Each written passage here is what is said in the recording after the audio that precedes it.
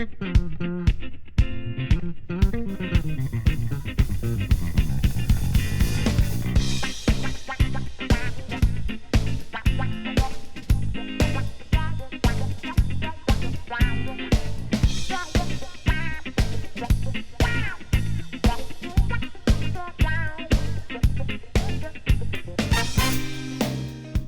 hello and welcome to Last Time On. This is the podcast where we look for nuclear vessels in space. We are looking for the nuclear vessels. I am Piotr. This is Vladimir. I'm Victor. I don't know where to go for this, though. It's just, Neither I'm do not I. doing. But here, welcome back to Last Time On, everyone. Well, I should say in space, are here. whenever we go too fast, it's always red shift, if you know what I mean. I made a Russian. Wait, no. What did I say? I made a new. I don't know. Ben just takes any opportunity to do his Russian, bad Russian impression.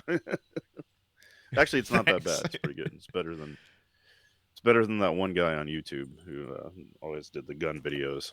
Anyway, all right, hang on. Let me give my dog another treat. I once spent a day at work convincing everybody I was Welsh. It was fun. I once spent a day at work convincing someone that I spoke English. Actually, I didn't spend it. This guy just assumed that I didn't speak English because of my appearance. So. Yikes! Anyway, that's a long story. Yeah. No, it was a contract work job where I was working for a friend of mine installing fireplaces, and we'd always show up early in the morning, load up, and I was tired, and I don't know, I cracked a joke or something one morning, and my buddy tells me later, he goes, "Dude, my boss didn't think you spoke English." I was like, I'm like, damn, I should have kept that going. That's the dream. Never having Anyway. to talk to anyone at work. God, I know, right? Now, see, the secret is to learn just enough French that if anybody's just like, hey, do you speak English? Je parle français. Hablo español, amigo. Je parle français. Parle, non. I don't know how to say Spanish and French. Nah. But, yeah, if you... Espan... I think it's Espanol. So just Espanol? Yeah, Spanish, yeah. Espanol, but with a French... With a little French if you just convince everybody you only communicate in French, everyone will leave you alone. Uh-huh. I promise That's this true. was what no one was expecting when they started this episode. Yeah. I'm about a third of the way through my Duo. 1/10 of the way through my Duolingo course, learning French, just to impress my French Canadian girlfriend. That's the only reason I'm doing it. There are worse reasons to learn. Which, by the way, I've been by multiple Canadians. I've been what's the word? Chastised? Indoctrinated. No, the opposite of chastised. I've been made an honorary Canadian. Don't tell the lab because rats. last time my girlfriend came to me, I love Canada. I love Canadians. But yeah, last time my girlfriend came to visit, I surprised her with homemade poutine, and I nailed it. And I got the seal of approval from someone born in Quebec. So, or is it Quebec? Yeah, she's from Quebec originally. So I did it. I made the cheese curd squeak, which I didn't know the curds were supposed to squeak, but Yep. Genuine poutine, the cheese curd squeak. And there was only one grocery store in town that I could find that even carried cheese curds. I am actually friends and have been on the podcast of a member of the Quebec lawn bowling team that I believe just won silver this year. Did you say lawn bowling? It's kind of like bocce ball, but it's lawn bowling. It has a much longer and storied tradition. I'm just imagining a bowling lane, but outdoors, which sounds kind of fun. All I know is last time I tried to get into Canada, I spent an hour at customs getting accosted. So, what? Accosted by Canadians? look, they find the rudest among them to work the border. I promise. That's true. As a Michigander who has gone over to Canada a few times, the nice ones don't work the border crossing. I can imagine the meanest Canadian border guards are probably equivalent to the nicest. Victor, TSA you have not agents. watched enough hockey. Yeah. Canadians can be well, nasty. yeah, that is true. That is true. Or They can. The highest grossing Canadian film of all time. Bon Cop, Bad Cop. Bad Cop. Bon Bon Cop, Bad Cop. This is a real movie. It's about a murder that takes place on the exact border of Ontario and Quebec, and a detective from each province gets assigned to solve the murder, and they have to work together. It's amazing. It is a fantastic film. I believe you. I believe you that part, and I believe it's a fantastic film. What I don't believe is, hang on, highest grossing Canadian film of all time. Let me. Highest grossing film. No. Highest box office gross for a Canadian film. Resident Evil Afterlife. Okay. So I was like, there's no way not a movie made in Canada. A entirely Canadian movie. A movie No, about just Canada. like okay. not filmed in Canada, a Canadian production.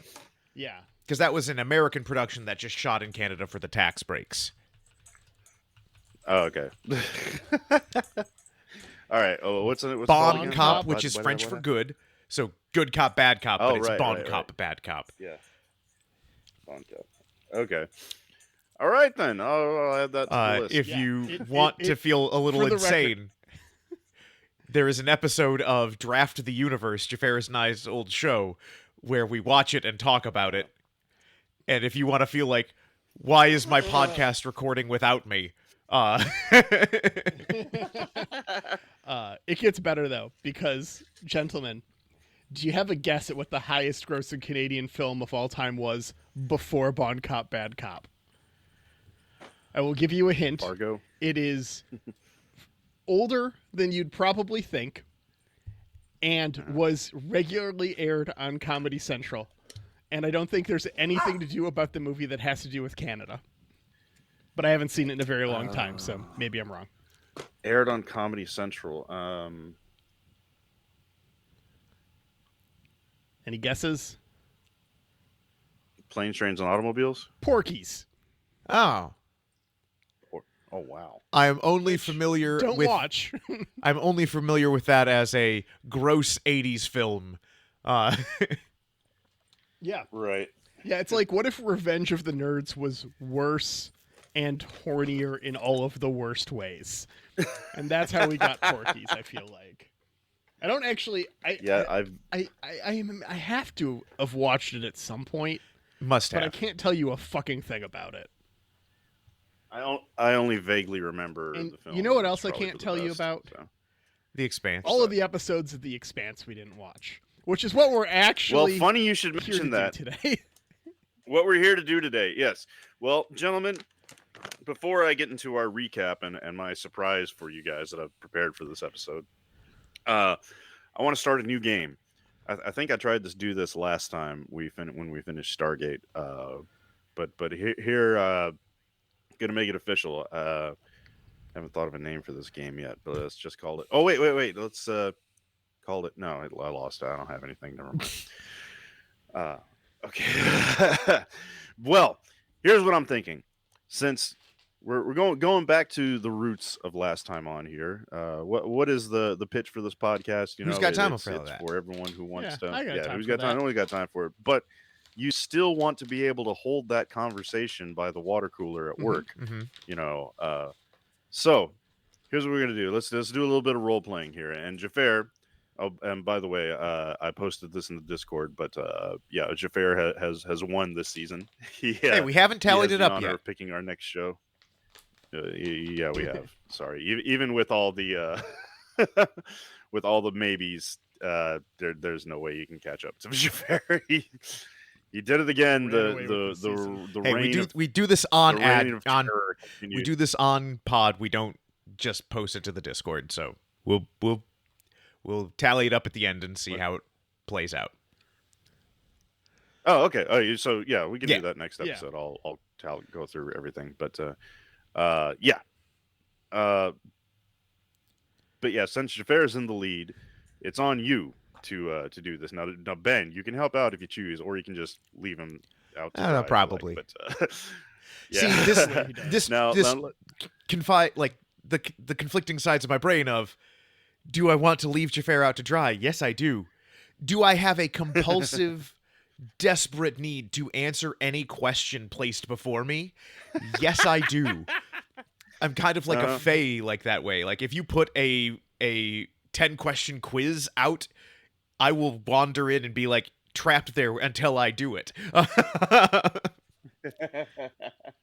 yeah, you're the paladin of the group for sure. Jafar's the rogue. God, am I the bard? I think I am the bard. Fuck. Oh well. Oh no, you're a druid, man. You're surrounded by animals. Yeah. That is true. I really see myself as more of yeah. a ranger personally, but It is the worst class. You're too evil to be a ranger. I'm not- There are bad rangers. I am chaotic good. I think you are lawful evil, friend, but that's That's no. He's chaotic No lo- neutral. I've known him for a long time. He's chaotic neutral. okay. So anyway, okay, so back to the game. So let's do a little bit of role playing here. So let's imagine that the three of us are at work, and we're working at Initech or Protogen, whatever fucking evil company we all work for. We're on our smoke break by the water cooler. This is back in the '60s when you were allowed to smoke by indoors. the water cooler. Of course. Right, and it was like, so what do you think of that? Their show, The Expanse. There, what do you? It's a pretty good show, huh? So, all right. So here we go. Here's the game. Jafar, you have 2 minutes to give us a recap, and Ben, you can jump in and help if you like. But based on our experiment, our watch through of The Expanse, you have 2 minutes to give us a recap of what The Expanse is about. Go. Oh no! I'm literally trying to set a timer right now. Clock starts now. I already set the timer. Go. Okay. We're on our smoke break. So, We The only have Expanse. Have you limited guys amount of seen this time. show? Have you not seen this show? Have you not seen? All right. No, I've been no, too tell me busy all watching it. I about heard it's this great. Vietnam. I think it's gonna go well. Oh no. Bad news all around. So I The wish I could Expanse, vote for right? Nixon again. So you'll get your chance. So, yeah, The Expanse. It's 1 minute about- 30 seconds. I haven't even started yet. So, The Expanse is about it's about space. It's about human exploration into space, right? You got Earth, you got Mars, you got the Belters, and the Belters are kind of oppressed by Earth and Mars, who take advantage of them to get their resources, and then they're dependent on them for food and water and things. And it all leads to this really interesting geopolitical, like, Game of Thrones. No, it's the '60s. Oh, that's actually probably for the best. But if you did, you'd understand what I was talking about when I said it's all about the political plays. You mean and kind of like political everything drama. going on around? It's the '60s. 45 seconds. Anyways, there's a couple wars. I won't spoil it for you, but No, spoil it for me. I'm not gonna watch no, it. it's Spoil it. That's why we're here. you should really watch it. It's mediocre. 30 seconds. I cede the rest of my time to Ben. Okay, Ben, fill us in. Well, I'm assuming there's some Reds up there. I don't know. I don't know Nope, why. got rid of them all. I don't know why Victor put us in the '60s. But I've got to go call my travel agent, which I'm sure will be a thing long into the future. I'm going to this grassy knoll soon, and see you guys next week. And time's up exactly. All right. That's the time. Yeah. You did a good job of laying down the premise, but then you didn't talk about anything that happens once the show starts. I don't really Yeah, feel well, like I I know what the fuck happened in this show. I feel like of Well, that's- everything we've watched, I know what's going on the least. I feel like we Oh, saw I a know. couple of events. Like there are things we know that happened, and but it's just like what am I going to do? List like 3 plot points that I'm aware of? Oh, I feel like I could have explained the entire six season run. But hey, Victor chose you, so I mean, how detailed do you want to get? I can get pretty Like, detailed. I don't know. Well, that was this was what I was thinking. Like this would be the litmus test for our experiment here to see how well the algorithm worked, to see if we really do have a handle on the show. If we can hold that conversation at the water cooler. Yeah. I mean, I feel That's like what I was thinking. That's what I was going for. Well, here's the thing: is if I'm having that conversation at the water cooler, I'm not starting that conversation at the water cooler, and I'm going to be in the background adding in points because that's where I like to be at work. I don't like to be leading a conversation for the most part, unless I'm yelling at someone or explaining math. Great. Now we're all late going back to work to our shifts. It's okay. You're all fired anyway. Yeah, no joke. Anyway, well, for this episode, for the special recap episode, I have done something for you, dear listener, and for you, my fellow pod brothers. I have done something that I swore I would never do again in my entire life. Research. But I made... Shut up, Sugar. Did you set it to song? Are you going to do the Expanse set to the tune of Modern Major General? Did you take notes? Funny you should mention that. I do have a project I've been working on forever for Dominion Media Television. I want to make a video. I know you guys have seen Animaniacs growing up. Of course. I know you're familiar with was it Yakko did the Nations of the United World? States, Canada, Mexico, Panama. Yeah. Yeah. I have that written. I wrote an entire version of that with Star Trek locations. Ooh. Yeah. I've got the lyrics somewhere around here. We can do this. Hang on one second. We what I was going to do we a can video. do this, Vic. I know. I was going to make a video of me standing in front of a screen with a space map pointing to everything. Hang on. Ben and I have been in a band together, right? Like the guitars are mostly for show on my wall because I don't play as much as I used to, but they're not entirely for show. We can do this. Well, the biggest problem is going to be, I mean, I can get a karaoke version of the song and just sing it and do the thing. The biggest problem is going to be the production of. I want to do a video, pointing to all the things and stuff. That's going to be the biggest hurdle. But yeah. Anyway, but yeah. It goes Beja Cardassia, Beta Z Lysia, Nausicaa and Nimbus 3, Sigma Draconis and Alpha Leonis, Denobula and Shakari, Terra Nova Melona Capella, Iconia, Kronos and El Adril, Chintaka Solari, Europa Kobali, the Dyson Sphere, Rigel and Trill. So yeah, that's just the first verse. I've got the entire thing written. It took me a while to do this, but anyway. So yeah, eventually I want to do that. I want to make a thing. But anyway, that's not what I was talking about. For this episode, let him say it, Ben. But then I got So, let him say it. No, he's got ADHD. You can't do this to him. At one point, you have to go. I have to edit out all these fucking ahs, Ben. Say it. God damn it. I'm blanking on the planet of Wrath of Khan. That's Genesis? In my. That's no, not Genesis. It's Mutara. SETI Alpha 4. Yeah, so you have SETI to say Alpha 5. This is SETI Alpha 5. Yeah, no, SETI Alpha. SETI Alpha 5, and then it stops, and it's like, no, there is no SETI Alpha 5. This is SETI Alpha 6. I think I actually do have a reference to that. Okay, I was just thinking that would be a very fun, record scratch moment, and then, actually cut into Ricardo Montalban, just be like... Speaking of record scratch moments, what I did for this episode of The Expanse, this episode of Last Time On, I did something that I swore I would never do again in my entire life, and that is, I have made a PowerPoint presentation. Oh, dang! So here we are. So, gentlemen, I texted you beforehand and advised you to get a snack. here we are. Now, this is not a good presentation, as it's been a couple of years since I've actually made one, for one thing.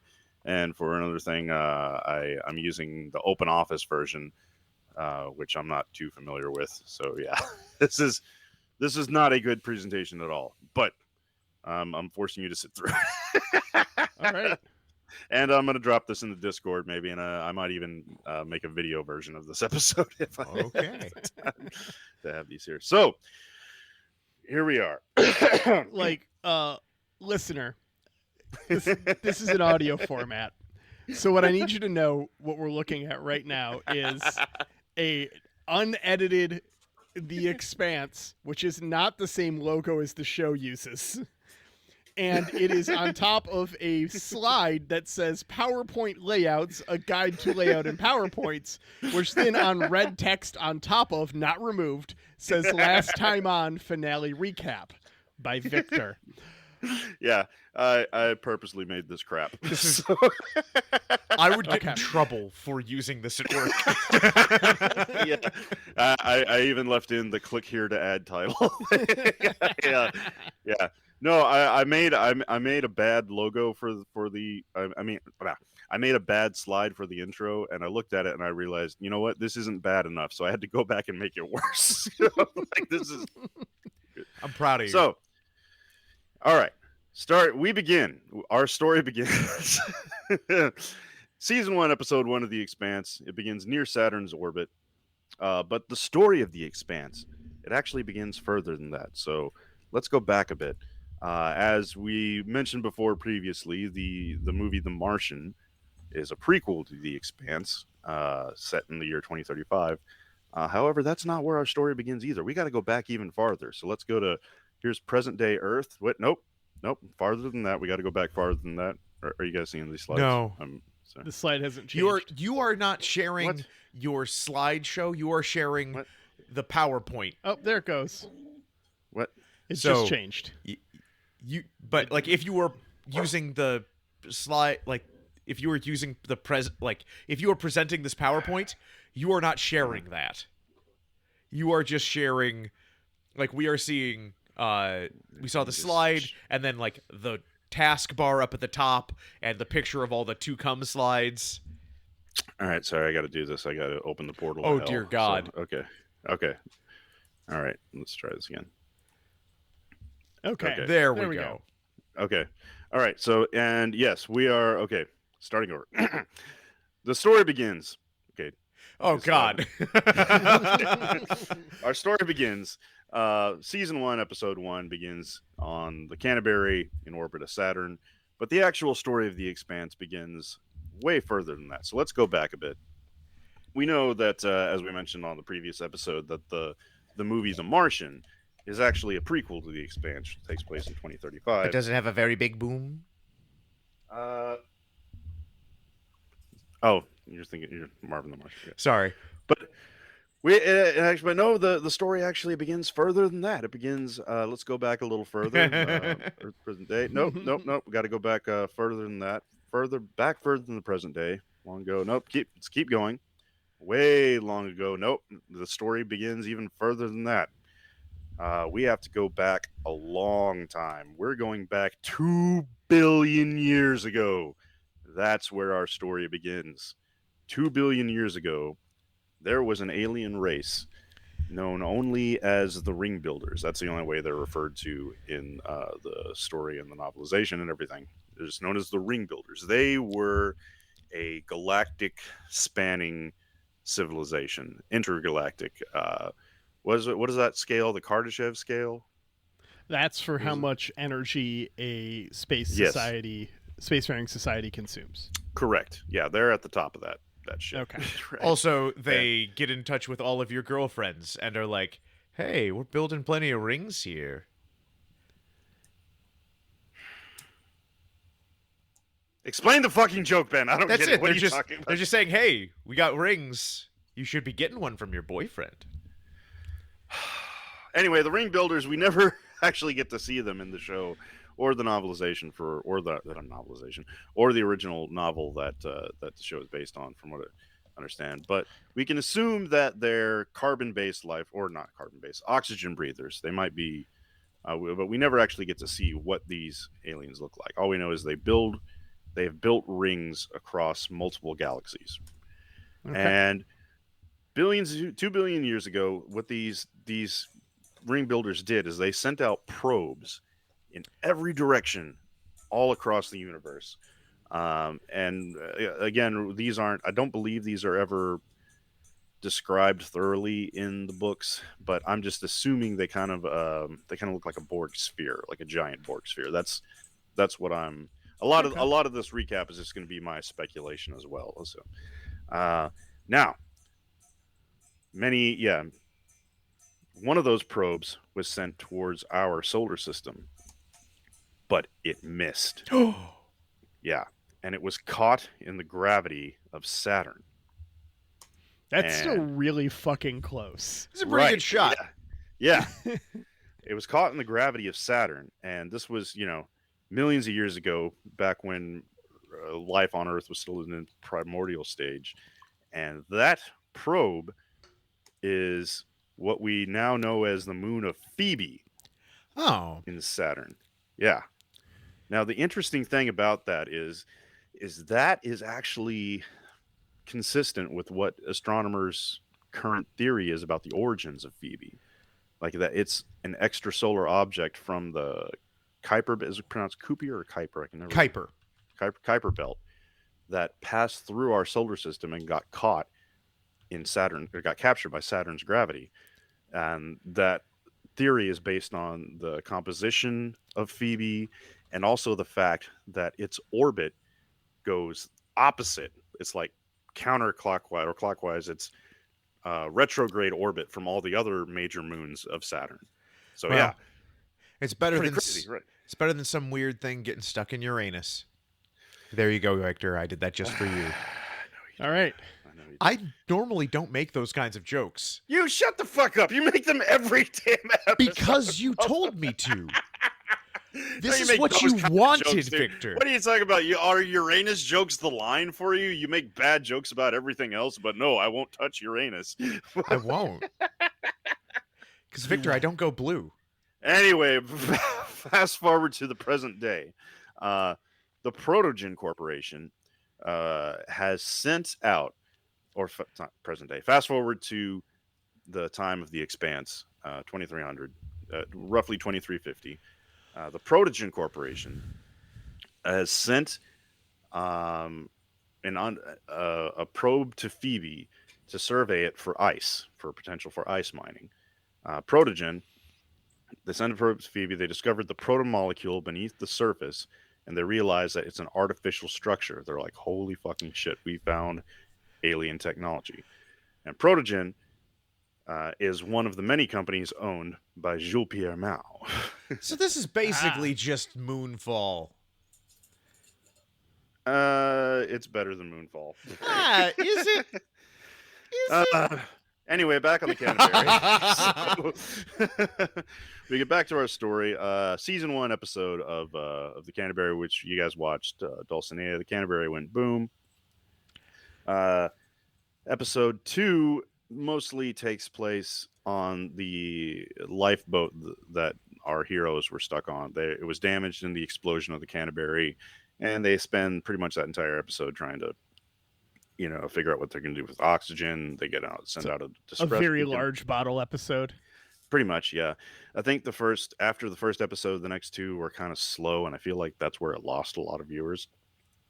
But episode 3, their distress call is picked up by the Martian Navy flagship, the Donager. Oh, this thing is such a beast. When we first see it, it enters the screen. It has it's very similar to the camera angle of A New Hope when the Star Destroyer makes its entrance. You just see. I was just thinking Spaceballs. Yeah, that too. Yeah, the Donager is. It does kind of look like Spaceball 1. Does it?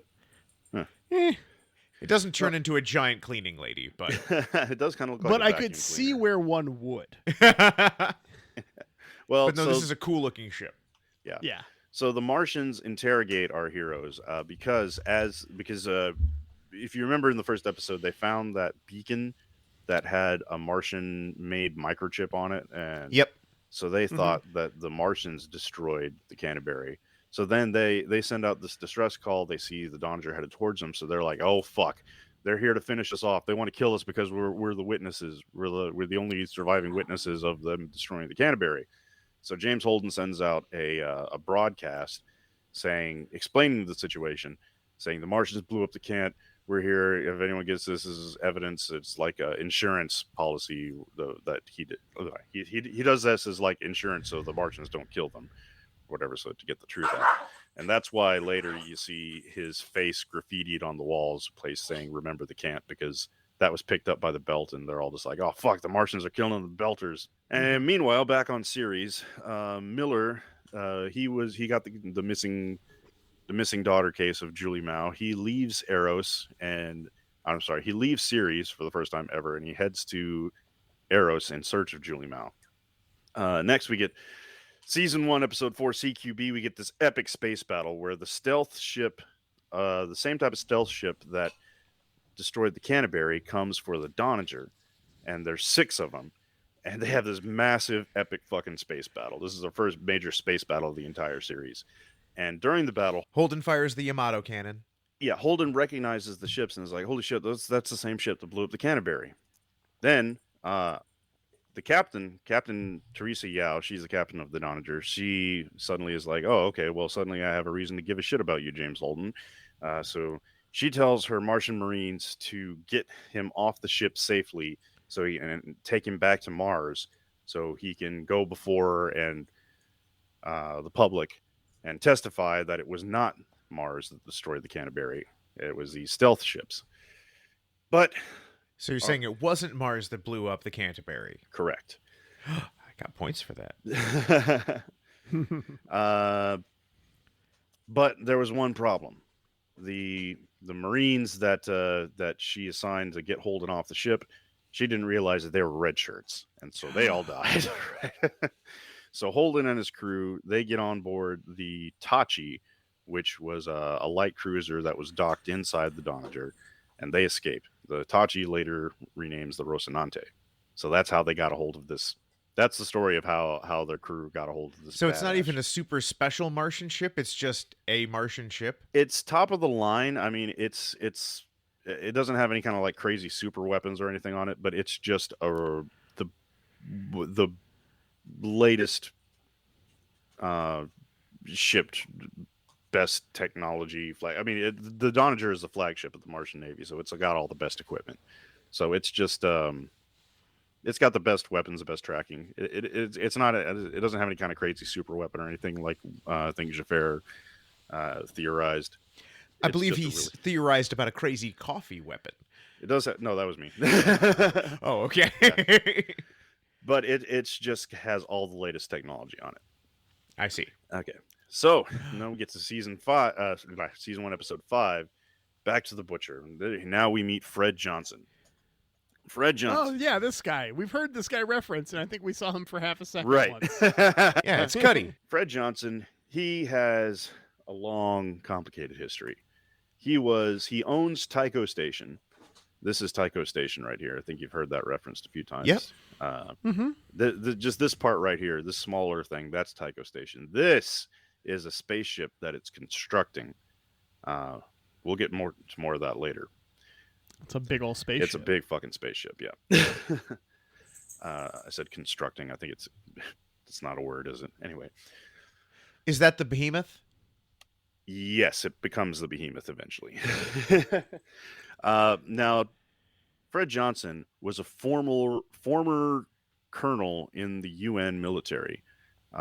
He resigned after he learned the truth about what was going on with some of his missions, about how he was lied to. Oh, big surprise. I was going to drop in a picture of a recruiter here. I forgot to do that. Like, oh, big surprise. The government lied to you. The recruiter lied to you. Oh, yeah. no. That's never happened. The government was lying to him about his missions, about how he was going after terrorists, but in a lot of cases, it was just innocent belters, unarmed belters that he was firing torpedoes at. So, yeah. So he resigns after that, and he defects. He leaves Earth. He's seen as a traitor by a lot of the UN military, and he goes to work in the Belt. He opens Tycho Station. It becomes a haven for Belters, and he's also secretly supporting the OPA. The OPA, yeah, Oppa. the OPA stands for the Outer Planets Alliance, and that's Oh. roughly. It's basically the Belters pseudo government that they have. Of course, the UN and Mars label them terrorists, but Fred Johnson believes in their mission, and some of them are. Some of them are terrorists. Marco and Aros, most notably. But Fred believes in the OPA's mission of creating a better, making the solar system a better place for Belters and giving them human rights and all that stuff. Now, Fred Johnson, come here, Mocha, come here, Mocha, come here, come here, come here, come here, baby. All right, good girl. You're gonna sit in my lap for the rest of this podcast. Okay. Now, Fred Johnson has spies everywhere with the OPA, and he hires Holden and his crew to find a missing operative he has, codenamed Lionel Polanski. And this operative of his was investigating the same stealth ships. He was concerned that they might become some type of weapons that would be used against Belters. So he repairs and refits the Rocinante, and gives it a disguise to look like a gas freighter, gives it some fake papers and a fake flight plan, and they head out to Lionel Pulaski's last known coordinates. Our heroes find an abandoned stealth ship that has its shuttle bay missing. This is where Lionel Polanski was supposed to be. The flight logs. What was that? That was just the coin. Oh, okay. That was Ben. Nothing in your house. The flight logs on this stealth ship said that the shuttle left headed for Eros. So the Rocinante crew heads to Eros in search of Lionel Polanski, and they run into Miller there on Eros. Huh. And they discover that Julie Mao is Lionel Polanski. Oh, dang. Yeah, unfortunately. She was a spy. Yep. But she's also hella dead. Yeah, they find her dead, covered in protomolecule goo. Then suddenly, while on Eros, shit hits the fan, and we saw the season 1 finale. You saw that you guys landed on this one. That was the one where Miller and Holden were both infected with radiation. They barely escape, and Amos gets his first sweet taste of killing refugees. Yeah, I went and rewatched that episode earlier today, and it was only. He needs it. It was only one. Oh, he needs. It was only one that he directly killed. That it was the guy who got infected with the goo, and they're like, no, we're not bringing you on the ship. But he was also like, hey, it's totally cool you killed Jim Henson. Oh right, the Jim Henson looking guy. So moving on to season 2. Our heroes barely escape Eros. They head back to Tycho Station. They meet with Fred Johnson. They give him like a debriefing, and we learn the truth about Julie Mao, about why she's at the center of this entire entire story. Julie Mao, right? She was a rich girl with daddy issues, but she's gone too far, and it don't matter anyway. Right. Because you can rely on the old man's money. You can rely on the old man's money. It's a bitch, girl, but you're gone too far. You know what? You're a good singer. I just can't stand people singing without any background music. That's just like... If you were wondering, like, listener, if you're wondering if this is something Ben just does for podcasts... It is. No. I want you to know, this is just hanging out with Ben. This is what it's like. You're getting the authentic experience. So anyway, Julie Mao, rich girl with daddy issues, but she has a heart of gold. And she's a... I appreciate this. Julie Mao, she left Earth because, her father, Jules Pierre Mao, which is like Elon Musk of the future, he owns Protogen, and he also owns like dozens of other corporations. She left Earth, left behind all her family's rich wealth and everything. She joined a Belter activist group to fight for Belter rights. She was recruited by the OPA, and the OPA, I don't know if they manipulated her or if she provided them the information of her own will. She used her access to her father's files and everything to get info on his secret projects, and that's where she got her lead on the proto molecule. She didn't know what it was, but she was pretty sure it was going to be something used to hurt belters in some way or another, right? Uh, As long as it's not used to hurt people. yeah, exactly. So back on Tycho Station, Fred and our heroes, they tracked the signal. You remember, no, Jafar, you made the specific prediction about this during the finale. As the Rossi was escaping, there was also a ship with the evil mad scientist that was also escaping Eros at the same time. Mm-hmm. That that escape yes. pod going to be important. Yep, it was. It was sending a signal. It was sending all the information from the Eros cameras and sensors and everything. It was sending it to a secret research station in the belt. So Fred and the Rocinante crew, they put together a plan to go raid the station. So they go there. Fred gears up a freighter with a bunch of OPA grunts. They raid the station and they capture one of the scientists. By the way, yeah. Meanwhile, also during the season, that's when we meet the Martians. We meet Bobby and her crew, her platoon of Mars Marines. They have a real Starship Troopers vibe. Mars is very much a militaristic society. They're heavy. Damn it! I shouldn't have taken a Valium before this episode. Big Starship Trooper vibes from the Martians. They're all like every Mars. They're one of the mottos that they have is Mars is better when everyone does their part. You know. Yeah. Hey, you got to do what you got to do. Yeah. The culture on Mars is because of the fact that Earth is. Damn, I wish I would have written down the numbers. The population of Earth is massive. It's grown exponentially in the next 300 years. Overpopulation. Mars kind of has the opposite problem. They're starting out. They're trying to terraform this entire planet. They all live under domes, and Martians are encouraged to have big families, right? To grow the population. Whereas it's the opposite on Earth. There's heavy tax penalties for having more than one kid, right? Because of all the overpopulation. So I do kind of like that about Mars. Their motto is literally work hard, fuck hard. Anyway, let's move on to the Eros incident. Now, the Eros incident sounds like a trashy romance novel, but it's not. It's the Eros is completely infected with the protomolecule. It spreads. You guys saw this in that season 1 finale, that all the belters on Eros turn into these goo zombies. But that's not the worst of it. Eros begins giving off these weird, unintelligible transmissions that are like they sound haunting almost. It's like these unintelligible voices all crying out at once. They try to nuke the bitch because Well, that seems like the first thing I would do. so yes, that was an option on the table. That's what Fred and our heroes were talking about doing, but that risked turning one infected rock into 100 and 1,000 little infected rocks and spreading it everywhere, right? You just put some engines on it and shoot it into the sun. Hang on, Ben.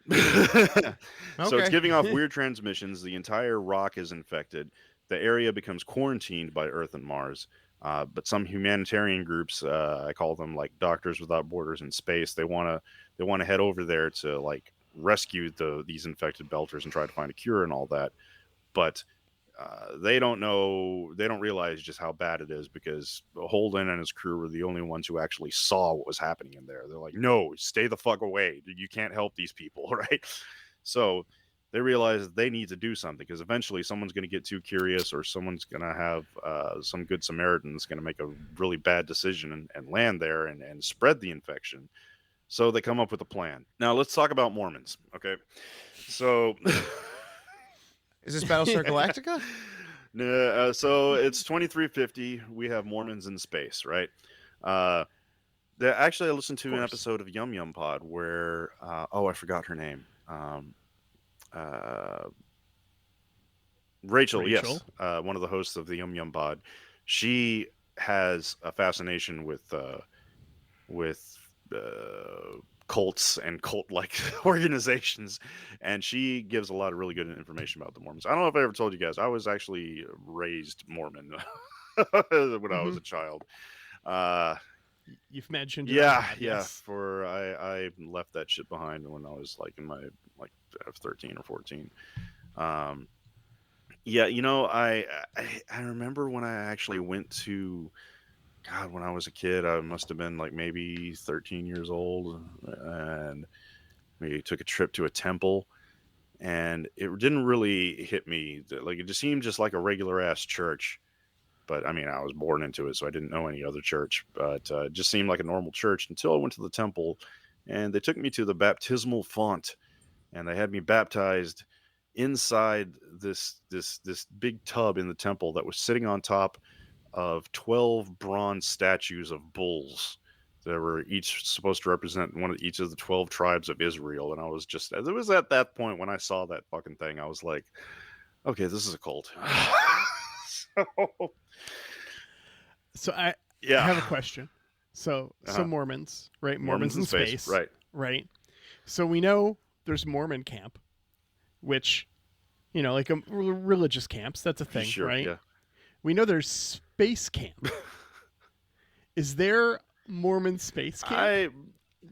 I, This is something that intrigues me, and I would like to know more. uh, so they do have a big association with the Boy Scouts. I've never been to a Mormon space camp, and there's See, I'm just picturing space Mormons like the white dress shirt, the black tie, then just bubble helmet on some sort of pedal powered spaceship coming to your belter Knocking on outpost. airlocks. Yeah, just like so when Miller leaves series, he books a flight on a transport ship headed to Eros, and he has a seat next to a Mormon missionary on there, and they have and wow, dude, they nailed the Mormon look of this guy.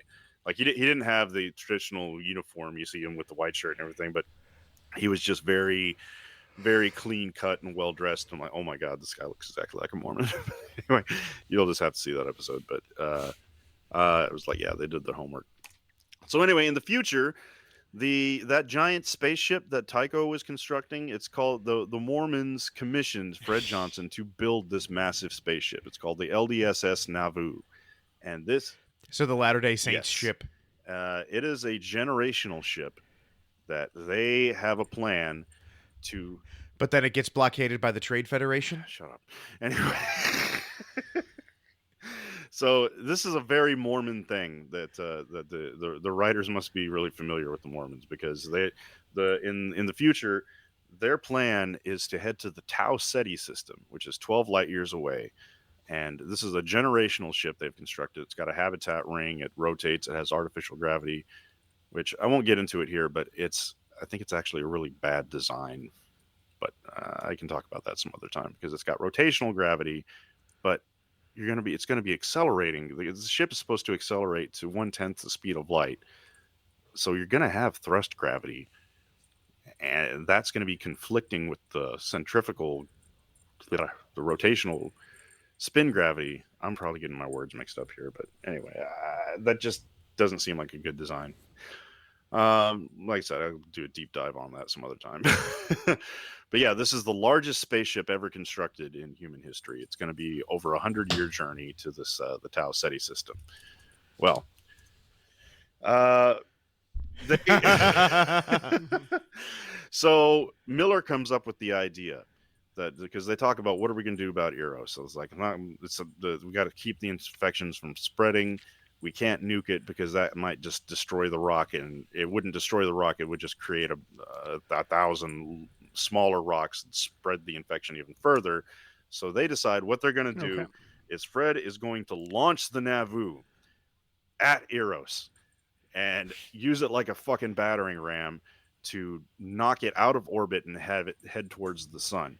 So Uh, I like how Ben and I came up with the two exact solutions presented yes. in the show, apropos of nothing.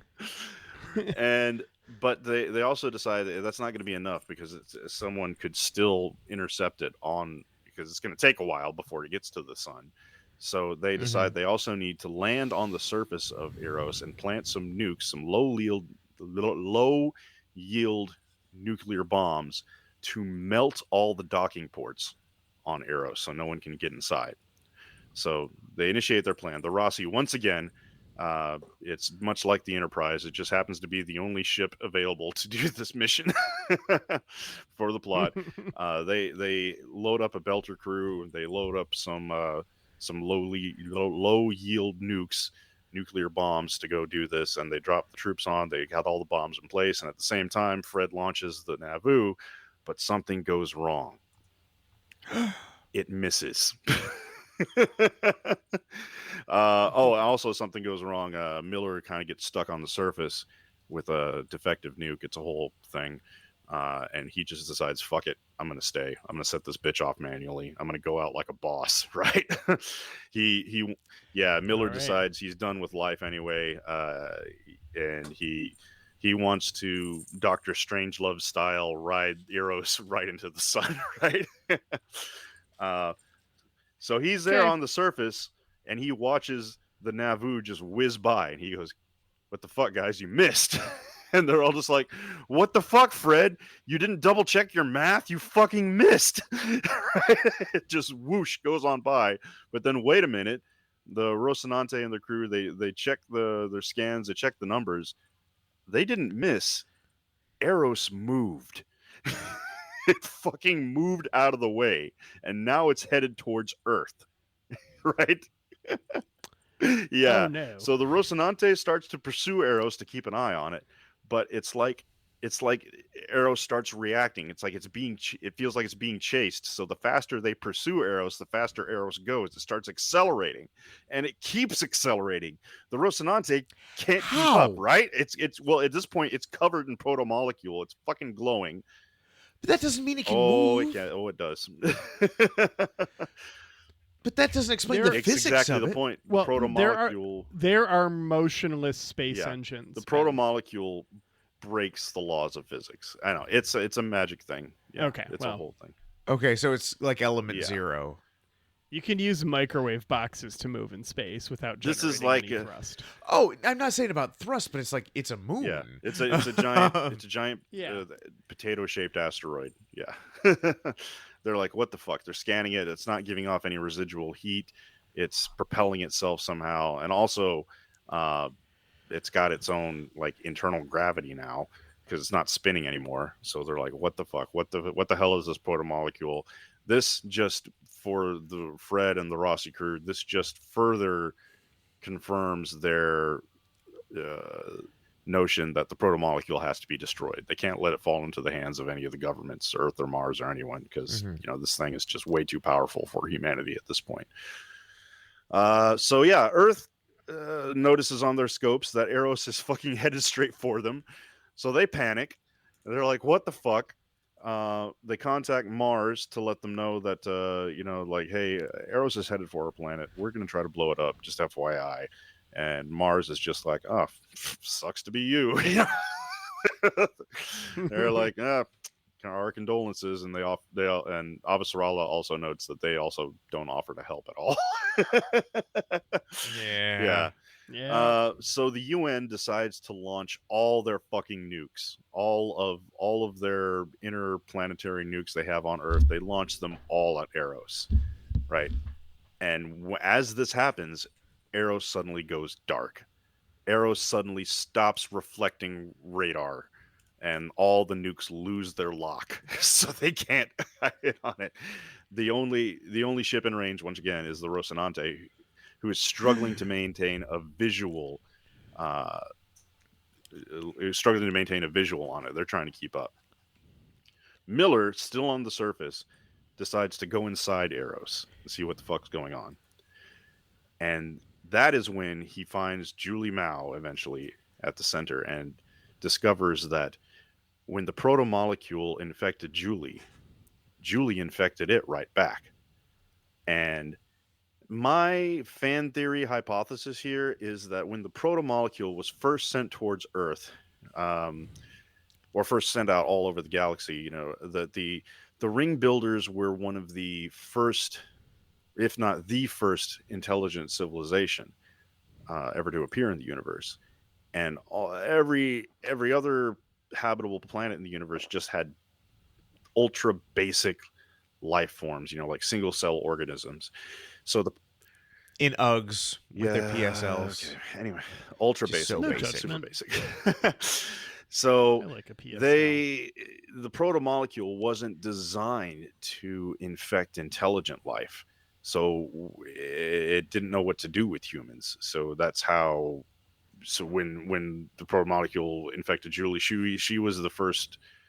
She was the one that the scientists used as their like spawning point. You know, I think you saw in that episode where Right, yeah, with the they lasers. pumped her full of radiation to generate growth of the protomolecule and spread the infection faster. So she was like turned into the protomolecule queen, you know. So she's there at the center of Eros in like this weird state. She doesn't know what the hell's going on. She sees into the fourth dimension. You know, she's panicking. So Miller finds out? She's merged with Yes, Kenzo. yeah, unfortunately. Miller finds her and realizes what's going on. She's scared and she wants to go home. And that's why Eros is hurling towards Earth. So he All right. talks to her and tells her, look, we can't go to Earth. All right. Yeah, you're not, this is going to be hard to believe, but you're a fucking asteroid now. Okay. You can't go to Earth. And she's like, how do I know I can trust you? And so what he does is he takes off his helmet and lets himself willingly get infected with the protomolecule. Yeah. And he convinces her to, instead of going towards Earth, to go to Venus instead. And she's like, what's going to happen? Or are we going to die? Mm-hmm. And Okay. he's like, I don't know. We might die. But if we don't, well, that'll be interesting. I think those were his exact words. So Eros crashes. Oh, I'm all out of slides now. Okay. Oh. Yeah. Eros crashes into Venus. Hey. Sorry about that. Yeah, I hit stop sharing and then it crashed my entire Chrome. So yeah, Oh, okay. that was weird. And then it let me join back in. I could hear you guys talking, but I didn't have my video. Squadcast. It was weird. So yeah, so that's where we're at for now. It's got us near the end you of know what? season We're 2. just a little over an hour, so I'm going to say to be continued. Thank you for listening, everyone, and thank you for putting up with my technical problems and my canine problems as well. But yeah, I'll be posting the slides in the Discord if you want to see the stupid PowerPoint presentation that I made. It's fantastic. Get on the It's Discord terrible, dude. It's crap. and check it out. Well, thank you for putting that together, Vic. And while we're saying thank you, we should also thank Ripe for letting us use Goon Squad as our theme music. It's been 2 years, and it's Wow. still about. Are we? Wait. Actually, though, is that close? Yeah. Yeah, year and a half. When did That we start sounds this about right. No, June 2023. So it's been a year and a half. Doesn't feel real still. Yeah. Getting to have that as our theme song. Appreciate it so much. Check out Ripe wherever you listen to music. And thank you to you, the listener. Please, if you enjoy our podcast, leave us a review on iTunes or on Facebook. And if you do, we'll give you a shout out here on the show. If you don't like our podcast, then keep that shit to yourself. And feel free to shoot us a text. Please stop with the Wang pics. To 808-862-5580, Jafar.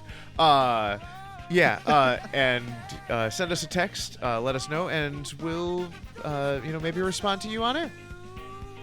And we'll see you next time.